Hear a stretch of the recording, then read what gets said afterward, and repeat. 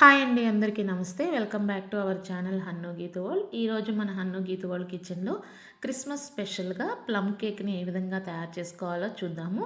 Oven అవసరం లేకుండా ఇంట్లోనే ఈజీగా ఉన్న వస్తువులతో డ్రై ఫ్రూట్స్ని యూస్ చేసి టేస్టీగా చక్కగా స్పాంజ్గా ప్లమ్ కేక్ని ఏ విధంగా చేయాలో మీకు చూపించబోతున్నాను.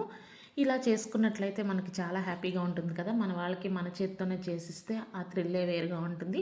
మరి మనం బయట కొనే అవసరం లేకుండా ఈ క్రిస్మస్కి ఈ విధంగా సింపుల్గా ఇంట్లోనే ఈ ప్లమ్ కేక్ని ఏ విధంగా తయారు చేసుకోవాలో చూసే ముందు మా హన్ను గీత వరల్డ్ ఛానల్ని సబ్స్క్రైబ్ చేసుకోకపోతే ప్లీజ్ సబ్స్క్రైబ్ చేసుకుని వీడియో నచ్చితే లైక్ చేసి మా ఛానల్ని సపోర్ట్ చేయండి.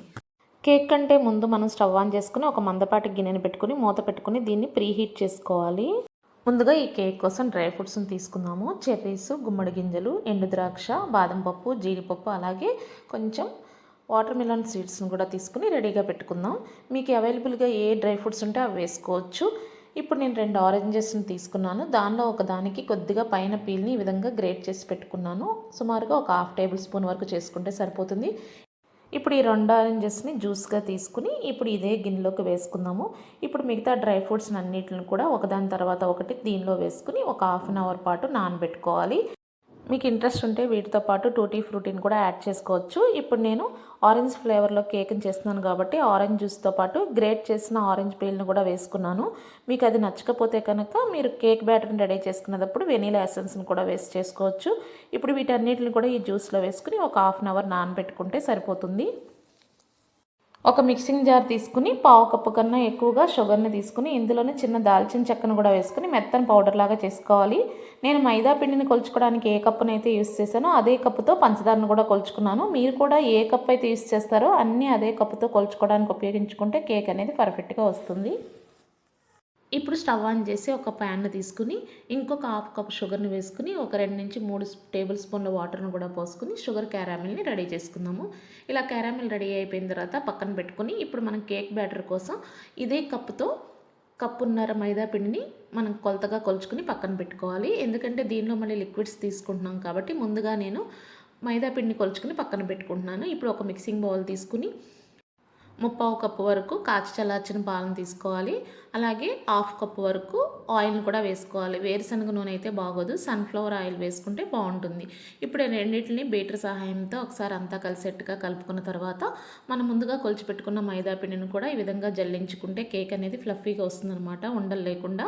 అలాగే ఇందులోకి 1/2 టేబుల్ స్పూన్ సోడా ఉప్పు, అలాగే 1 టేబుల్ స్పూన్ బేకింగ్ సోడాను కూడా వేసుకుని ముందుగా మనం మిక్సీ పట్టుకున్న షుగరు అలాగే దాల్చిన చెక్క మిశ్రమాన్ని కూడా వేసుకుని దీంతోపాటు మనం కాచి రెడీగా పెట్టుకున్న షుగర్ క్యారామిల్ని కూడా వేసుకుని దీంతోపాటు ముందుగా మనం ఆరెంజ్ జ్యూస్లో నానబెట్టుకున్న డ్రై ఫ్రూట్స్ని అన్నిటిని కూడా వేసుకుని ఈ మిశ్రమాన్ని మొత్తాన్ని కట్ అండ్ ఫోల్డ్ పద్ధతిలో చక్కగా అంతా కలిసేట్టుగా కలుపుకోవాలి.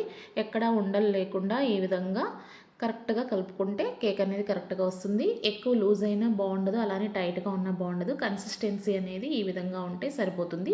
మీకు కనుక గట్టిగా ఉన్నట్లయితే కొద్దిగా పాలను కానీ లేదంటే ఆరెంజ్ జ్యూస్ని కానీ యాడ్ చేసుకుంటే సరిపోతుంది. ఫైనల్గా కొద్దిగా జాజికాయ పౌడర్ను కూడా వేసుకున్నట్లయితే కేక్ ఫ్లేవర్ అనేది చాలా బాగుంటుంది. మీకు నచ్చితే లవంగం పౌడర్ను కూడా వేసుకోవచ్చు, నేనైతే వేయలేదు. ఇప్పుడు కేక్ గిన్నె రెడీ చేసుకుందాం. దీనికోసం ఒక బటర్ పేపర్ని గిన్నె సైజులో కట్ చేసుకొని రెడీగా పెట్టుకోవాలి. ఇప్పుడు ఏ గిన్నెలో అయితే మనం ఈ బ్యాటర్ని పోస్తున్నామో దానిలో అడుగున ఆయిల్ అప్లై చేసి బటర్ పేపర్ని వేసుకుని పైన కూడా కొద్దిగా ఆయిల్ని అప్లై చేసుకుని మనం రెడీ చేసి పెట్టుకున్న కేక్ బ్యాటర్ని అంతా కూడా దీనిలో వేసుకోవాలి. మనం ఓవెన్ లేకుండా డైరెక్ట్గా ఇలా గిన్నెలో అయినా సరే చేసుకున్న చాలా బాగుంటుంది, కొద్దిగా టైం ఎక్కువ పడుతుంది. ఈ విధంగా బ్యాటర్ని అంతా వేసుకున్న తర్వాత మన 2 చేతితో దీన్ని గిన్నెని ఇలా పట్టుకుని ఇలా నేలకు కనుక ఈ విధంగా కొడుతూ ఉంటే మనకి బ్యాటర్లో ఏ బబుల్స్ లేకుండా చక్కగా సెట్ అవుతుందన్నమాట. ఇప్పుడు దీనిపైన మనకు కావాల్సిన డ్రై ఫ్రూట్స్ అన్నిటిని కూడా ఈ విధంగా చక్కగా గార్నిష్ చేసుకుని మనం ప్రీ హీట్ చేసుకున్న గిన్నెలో ఈ కేక్ గిన్నెను పెట్టుకుని 45 మినిట్స్ నుంచి గంట వరకు కుక్ చేసుకుంటే కేక్ అనేది చక్కగా రెడీ అయిపోతుంది. 45 మినిట్స్ కేక్ బేక్ అయిన తర్వాత ఒక టూత్ స్టిక్తో కానీ లేదంటే ఒక ఫోర్క్ను కానీ తీసుకుని ఈ విధంగా గుచ్చి చూస్తే మనకి ఏమీ అంటుకోకుండా ఉంటే కనుక పిండి కేక్ రెడీ అయిపోయినట్టు. కానీ నాకు కొంచెం పిండి అంటుకుంటుంది కాబట్టి నేను ఇంకొక పావు గంట కుక్ చేసుకుని తర్వాత మళ్ళీ ఒకసారి చెక్ చేసుకున్నాను. ఇప్పుడైతే ఏ విధమైన పిండి అనేది స్టిక్కి అంటుకోలేదు కాబట్టి కేక్ని బయటకు తీసుకుని కొద్దిసేపు చల్లార్చుకుని నైఫ్ సహాయంతో ఎడ్జెస్ని కట్ చేసుకుని వేరే ప్లేట్లోకి టర్న్ చేసుకోవాలి. ఇప్పుడు చూడండి, మనం ఈ కేక్ని ఈ ప్లేట్లోకి టర్న్ చేసుకుందాము.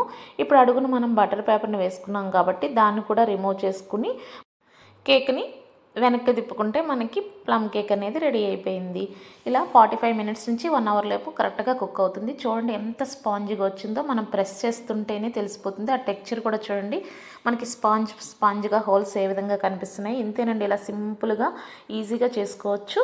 మనం చాక్తో కట్ చేస్తున్నప్పుడు కూడా ఎంత ఈజీగా దిగిపోతుంది కాబట్టి నోట్లో వేసుకుంటే కరిగిపోతుంది అనమాట, అంత బాగుంటుంది. మరి మీరు కూడా ఈ క్రిస్మస్కి ఒకసారి ట్రై చేసి చూడండి.